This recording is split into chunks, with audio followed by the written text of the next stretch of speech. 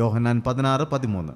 സത്യത്തിന്റെ ആത്മാവ് വരുമ്പോഴോ അവൻ നിങ്ങളെ സകല സത്യത്തിലും വഴി നടത്തും. അപ്പോൾ സത്യത്തിൻ്റെ ആത്മാവ്, ദൈവത്തിൻ്റെ പരിശുദ്ധാത്മാവ് എന്ന് പറയുന്നത് കള്ളം പറയുന്ന ആത്മാവല്ല, സത്യത്തിൻ്റെ ആത്മാവ്.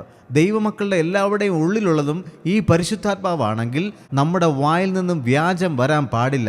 നമ്മുടെ ഉള്ളിലുള്ള ഈ ദൈവത്തിൻ്റെ ആത്മാവിൻ്റെ സാന്നിധ്യമാണ് ദൈവത്തിൻ്റെ വചനത്തെ മനസ്സിലാക്കുവാനും ദൈവത്തിൻ്റെ വചനത്തെ വ്യാഖ്യാനിക്കുവാനുമൊക്കെ നമ്മളെ പ്രാപ്തരാക്കുന്നത്. ദൈവത്തിൻ്റെ ആത്മാവാണ് നമുക്ക് ഈ വചനങ്ങളെ വ്യാഖ്യാനിച്ച് തരുന്നത്. ഇന്ന് ഞാൻ സംസാരിക്കുമ്പോഴും എൻ്റെ കഴിവല്ല, എൻ്റെ വായിലൂടെ ദൈവത്തിൻ്റെ ആത്മാവ് സംസാരിക്കുകയാണ്. അത് നിങ്ങൾക്ക് മനസ്സിലാവുന്നുണ്ടെങ്കിൽ നിങ്ങളുടെ കഴിവല്ല, ദൈവത്തിൻ്റെ ആത്മാവ് നിങ്ങളുടെ ഉള്ളങ്ങളിലിരുന്ന് നിങ്ങൾക്കും അത് പറഞ്ഞു തരികയാണ്. അതാണ് ദൈവത്തിൻ്റെ പരിശുദ്ധാത്മാവ്. അപ്പോൾ ദൈവത്തിൻ്റെ പരിശുദ്ധാത്മാവ് ഒന്നുകൂടെ വായിക്കാമോ? സത്യത്തിന്റെ ആത്മാവ് വരുമ്പോഴോ. സത്യത്തിൻ്റെ ആത്മാവാണ് നമുക്ക് കിട്ടിയതെങ്കിൽ ദൈവമക്കളുടെ ജീവിതത്തിൽ എപ്പോഴും സത്യമുണ്ടായിരിക്കുന്നത്. സത്യം ഇത് വളരെ ഇന്ന് പല കൂട്ടായ്മകളിലും പല സഭകളിലും പല ദൈവദാസന്മാരിൽ പോലും ഇല്ലാതിരിക്കുന്നൊരു കാര്യമാണ് സത്യം. സത്യമില്ല, എല്ലായിടത്തും വ്യാജം ആയിരിക്കുന്നു.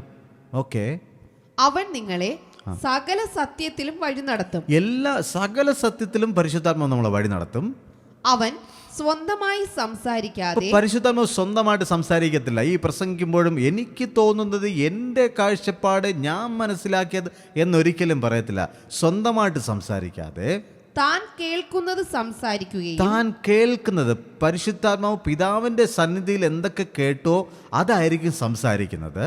വരുവാനുള്ളത് നിങ്ങൾക്ക് വെളിപ്പെടുത്തി തരികയും ചെയ്യും. ഇനി എന്താണോ വരാൻ പോകുന്ന കാര്യങ്ങൾ അത് നിങ്ങൾക്ക് വെളിപ്പെടുത്തി തരികയും ചെയ്യും. അപ്പോൾ സത്യത്തിൻ്റെ ആത്മാവ്, പരിശുദ്ധാത്മാവ് നിങ്ങൾ പ്രാപിച്ചു കഴിയുമ്പോൾ നിങ്ങൾക്ക് സത്യം അറിയും. അപ്പോൾ ഈ സത്യത്തിൻ്റെ ആത്മാവ് ഇനി എന്താണോ നടക്കാൻ പോകുന്നത് അത് നിങ്ങൾക്ക് വെളിപ്പെടുത്തി തരികയും ചെയ്യും. ദൈവത്തിൻ്റെ പരിശുദ്ധാത്മാവ്.